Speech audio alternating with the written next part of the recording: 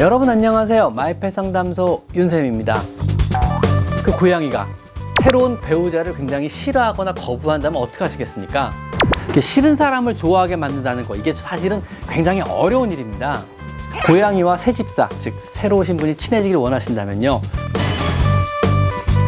자, 오늘은 고양이가 가족 중 한 사람을 싫어한다면 이런 주제로 한번 얘기를 해보려고 그러는데요.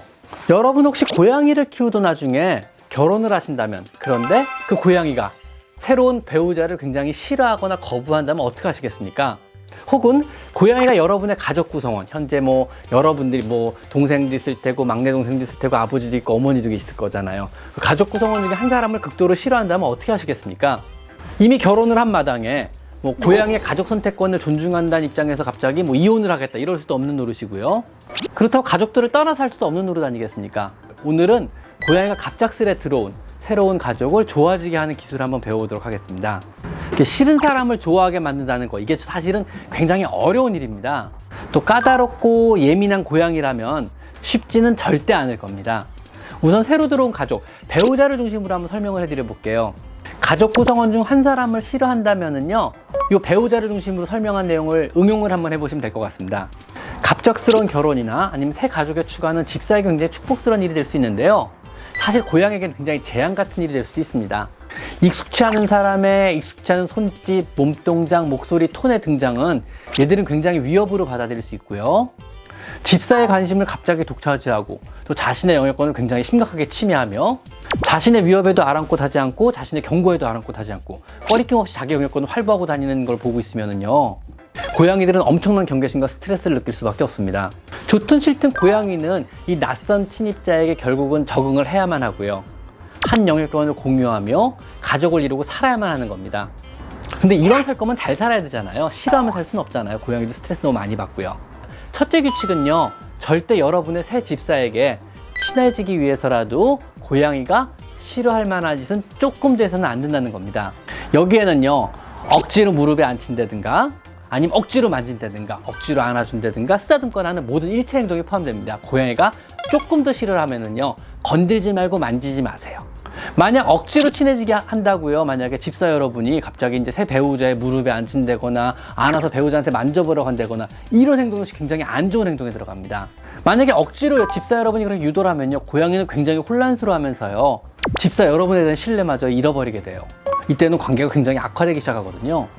요지는 뭐냐면은요, 고양이로 하여금 새로운 집사는 고양이에게 절대 무해하며 고양이의 삶에 도움이 되고 어떤 경우에도 고양이가 싫어하는 것을 안 한다는 인상을 심어주시는 것이 좋습니다. 고양이를 똑바로 바라보는 것도 안 되고요, 먼저 다가가거나 가까이 접근해서 만지거나 혹은 혹시라도 서류더미나 아니면은 일하고 있는 와중에 노트북에 올라가더라도 직접 만지지 마세요. 집사분한테 부탁해가지고 기존의 배우자한테 부탁해서 안아서 옮겨줄 걸 부탁하셔야 돼요.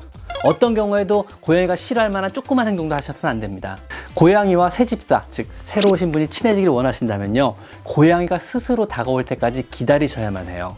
혹시라도 고양이를 부를 때 방법도요, 원 집사, 즉 부인이면 기존에 키우던 분이 부인이면 부인의 목소리, 기존에 키우던 분이 남편이면 남편의 목소리를 최대한 흉내를 내시고 톤도 비슷하게 흉내를 내셔야 돼요.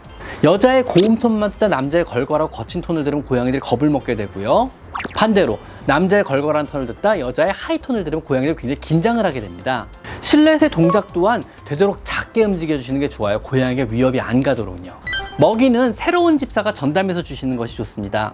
매일 먹이와 간식을 줌으로써 신뢰를 구축하는 게 중요하고요.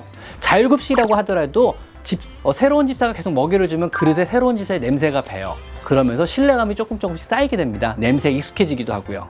먹이를 준 이후에는요, 혹시라도 조금이라도 친해지고자 먹이 근처에 있거나 아니면은 먹이를 줬다는 티를 내거나 이런 건 안 하시는 게 좋습니다. 왜냐하면 고양이를 더 긴장시키게 만들거든요. 먹이를 준 후에는 바로 그 자리를 떠나시는 게 좋습니다.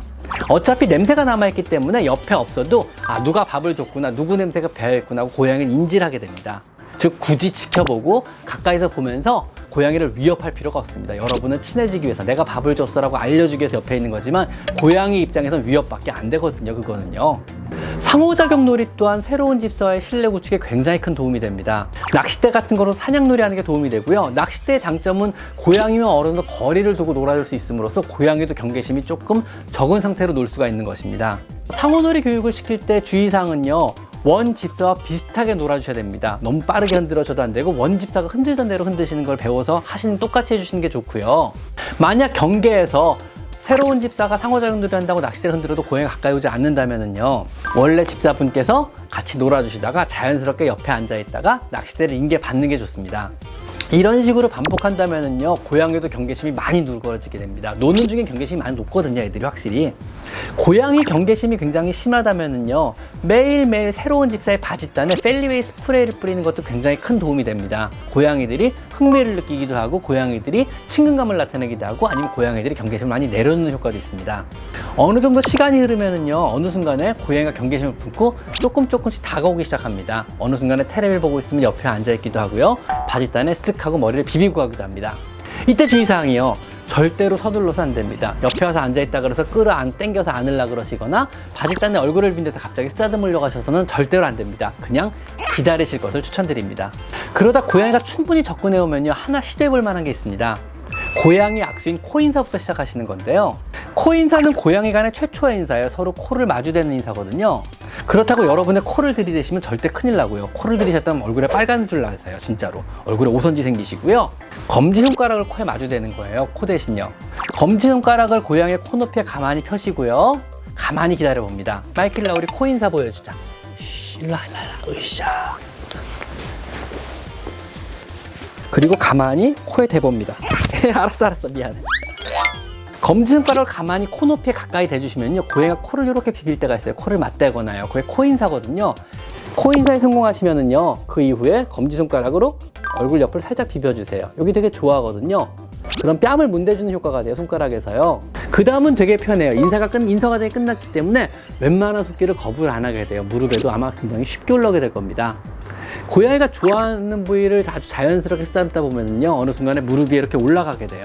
주로 거부감이 적고 좋아하는 부위는요, 머리하고 목 쪽입니다. 물론 지나치게 오랫동안 쓰다듬다 보면은요, 팬팅 어그레션으로 갑자기 물고 도망가는 경우가 있는데 정상적인 행동이에요. 아, 내가 너무 오래 쓰다듬었구나, 내가 너무 세게 쓰다듬었구나, 내가 지나치게 싫어하는 부위를 쓰다듬었구나, 이렇게 생각하시면 됩니다. 정상 행동이니까 너무 걱정하지 않으셔도 됩니다. 자, 여기까지는요, 고양이의 성격이나 환경에 따라서 아주 쉬울 수도, 아니면 굉장히 험난하고 오랜 시간이 걸릴 수도 있습니다. 하지만 너무 걱정하지 마세요. 서두르지 마시고 차분하게 위 과정을 하나하나 진행하다 보면은요, 결국은 고양이는 새 가족을 받아들이고 어느 순간에 여러분의 무릎 위에 이렇게 앉아있게 될 겁니다. 자, 오늘은 새 배우자를 고양이가 쉽게 받아들이게 하는 방법들을 한번 정리해봤습니다. 오늘은 여기까지 마이펫 상담소 윤쌤입니다. 감사합니다.